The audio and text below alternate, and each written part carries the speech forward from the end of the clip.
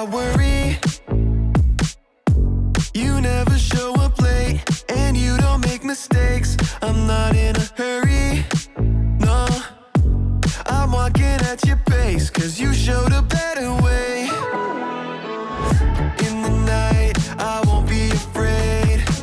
You're by my side, so I know I'm okay. So I will sing at the top of my lungs, the loudest praise, and it goes like, hey, you never change. Your love is strong and it won't fade away. And oh, you never let go. Every day I will sing your praise. I will sing your praise. Praise, praise. I will sing your praise. Praise. My maker, yeah, you are. You call me by my name since before the earth was made. The whole world's creator, yeah.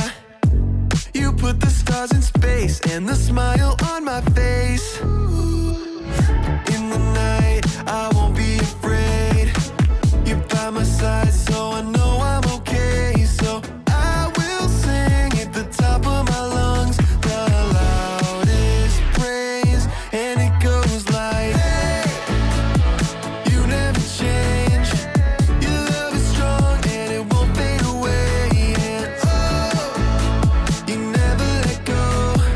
Every day I will sing your praise. I will sing your praise. Praise, praise.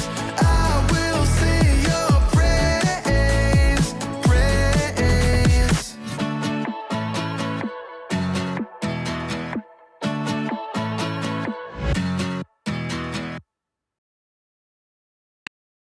Welcome to the Story Lab. This week we're talking about integrity while we take a look at the story of someone who said no to something very tasty.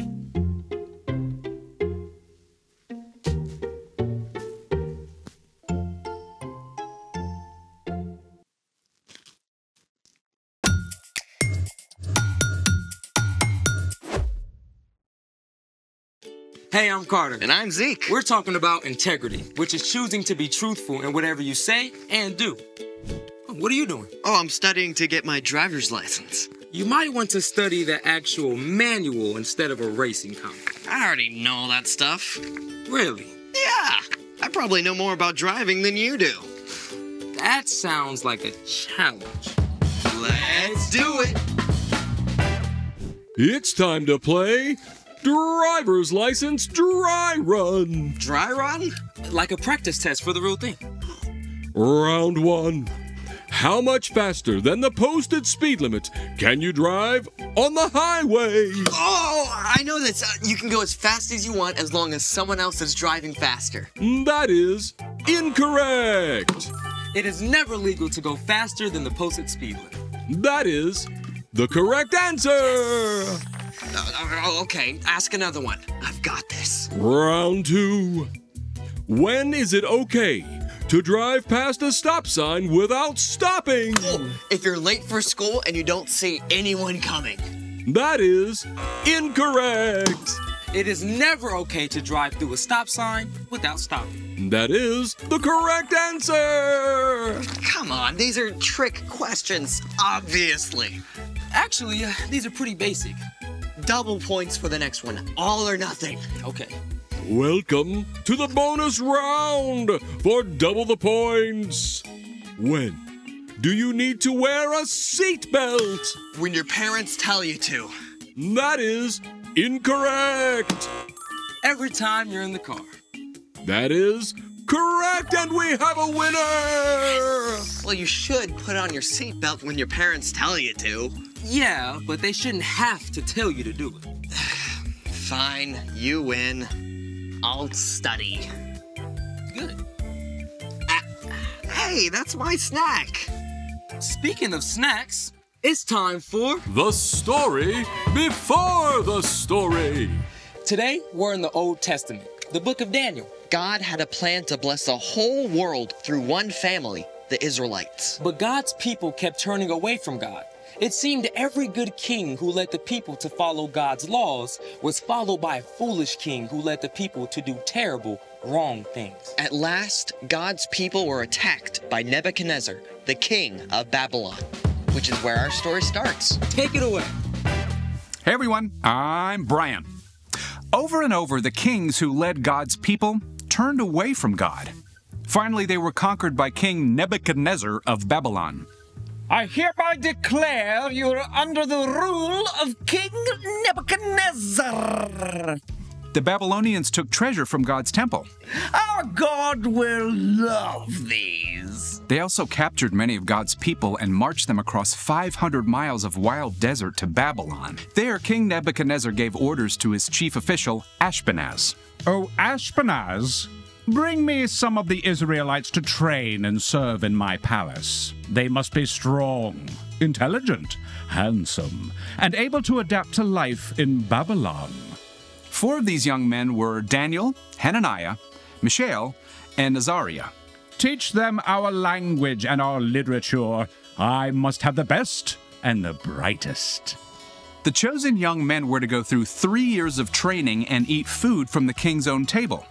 King Nebuchadnezzar was determined to shape everything they would think, say, and do so they could serve in his palace. The first thing the chief official did was to change their names. Name? Mishael? I'm going to call you Meshach. Meshach is really close to Mishael, so... Next. Name? Hananiah. Shadrach. That's not even close. Next. Azariah. Abednego. Next. Daniel. Belteshazzar. Can you spell that for me? Next. The 4 young men faced their next challenge at mealtime. They were given the same luxurious food and drink that the king himself ate. But God made it clear to Daniel and his friends that it was wrong to eat the king's food. Perhaps because it had been dedicated to the king's false gods. We appreciate the honor, but we'd like to choose our own food and drink. I'm under orders from the king. If you don't eat what you're supposed to and show up looking worse than the others, I'll pay the price for it. Just test us for 10 days. Give us nothing but vegetables and water, and then see how we measure up. You have 10 days. So for a week and a half, Daniel and his friends ate nothing but veggies and drank nothing but water. And get this, at the end of those 10 days, Daniel and the others actually looked healthier than the other men who had eaten the royal food. I wouldn't have believed it, but I'm impressed. They should call what you ate the Belteshazzar diet. In addition to physical health, God gave Daniel and his friends a knowledge and understanding. Daniel could even understand dreams and visions. And at the end of 3 years, these young men were at the top of their class. King Nebuchadnezzar, I present to you the graduating class of 584 BCE. BCE? No idea. About that. Nebuchadnezzar examined the young men and found that Daniel and his friends showed more wisdom and understanding than any of the others. What lives if it is fed, but dies if you give it a drink? That would be fire. Amazing. When King Nebuchadnezzar asked Daniel and his friends for advice, he found it to be 10 times better than that of his other advisors. He gave the young men important roles and they served him for many years. The end. Wow. Daniel and his friends were ripped away from everything they knew. And then asked to do something they knew wasn't right. Yeah, that must have been some serious pressure, you know? But they still chose to honor God. So, what's our part in the story? Well, Daniel and his friends made a choice to do the right thing, even when they were in a brand new place where it would have been a lot easier to just go with the flow. It can be super hard not to just do what everyone else is doing. Even when we know it's not right. Yeah, you'll often have a chance to make a choice between what's easy and what's right. You might be hanging out with friends who want to watch a movie you know your parents would say no to. It would be super easy to just go along with it and watch it anyway. But you can choose to make a stand and not watch, even if your friends do. Or you might be taking a test that's super important to your grade. And if you just glance over, you could check your answers on a neighbor's paper. You can choose to keep your eyes on your own work, even if it's hard. Yeah, doing the right thing can be tough sometimes, but when you follow Jesus, God sends the Holy Spirit to be with you. Anytime you're struggling to do the right thing, you can ask God for help. Then you can make a wise choice, no matter where you are. Just like Daniel and his friends, you can stand up to stand out. Stand up to stand out. I like that. Yeah, pretty good, isn't it? Yeah. You got it. See you next time. So, here's the thing. Do what's right wherever you are. Want me to help you study? That'd be great. Ooh. So maybe cookies aren't exactly wrong, but after 2, there might be a wiser choice.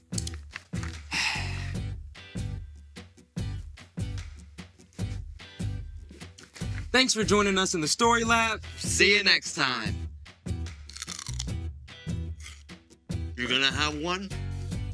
Go on. No, go on, take a bite. I don't want one of those. Go ahead. I took one. It's healthy, right?